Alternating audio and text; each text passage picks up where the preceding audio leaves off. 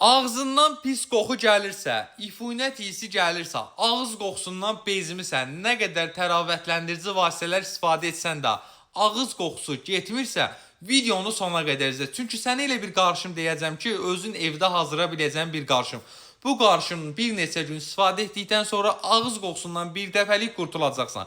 İlk öncə videonu bəyənməyi, ekranın kənarında olan plus işarəsinə toxunmağı və bu videonu ağız qoxusundan əziyyət çəkən dostlarına və tanışlarına göndərməyi yaddan çıxartma. Deməli, qarışım necədir? Qarışım 200 ml ilıq suya 1 qaşıq soda, 1 qaşıq duz və yarım limonu sıxırıb qarışdıraraq hər axşam yatmazdan əvvəl yaxşıca 30-40 saniyə ağzınızda qarqara edirsiniz və qarqara etməyi 3-4 gün ərzində davam etdirirsiniz. Bu 3-4 gün ərzində qarqara etdikcə sizin ağzınızda olan pis qoxu tamamilə gedəcək və daha təravətli ağız qoxusuna sahib olacaqsınız.